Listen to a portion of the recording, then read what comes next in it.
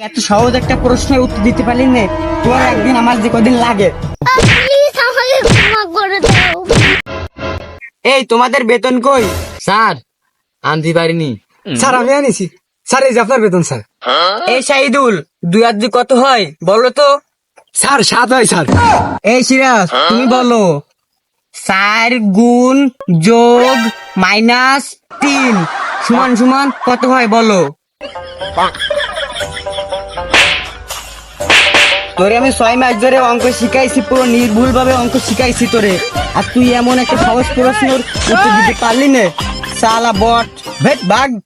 এই শাহিদুল, বলতো আমাদের প্রধানমন্ত্রী কে? স্যার শেখ হাসিনা আপা। গুড, তুই সুন্দর প্রশ্ন দিছো, সঠিক হয়েছে।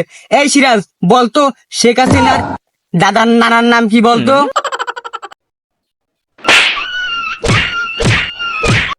শাহিদুল বলো তো, একটা ছোট্ট একটা প্রশ্ন করতেছি, উত্তর দিবা, ঠিক আছে? আমাদের জাতীয় পশুর নাম কি বলো তো? স্যার ছাগল। শাহিদুল, তোমার প্রশ্নটা সঠিক হয়েছে, তুমি ভবিষ্যতে বড় কিছু হতে পারবা, দোয়া করি। সিরাজ বলো তো, জাতীয় গাছের নাম কি? স্যার আমি বলবো কুটোর পালা।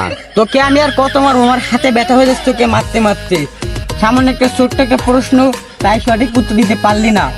এই শাহিদুল বলো তো, শশা নামটা বাংলাদেশে অনলাইনে কার জন্য ভাইরাল হয়েছে বলো তো? স্যার আমি জানি স্যার, বলবো কার জন্য ভাইরাল হয়েছে? শশা আপা। সিরাজ তোমার জন্য লাস্ট একটা প্রশ্ন, উত্তর দিতে না পারলে তোমার কাছে খবর আছে। বলো তো, শশা আপু কোথায় ভাইরাল হয়েছিল? আর এটা আমি জানি, এটা তো খুবই সহজ প্রশ্ন।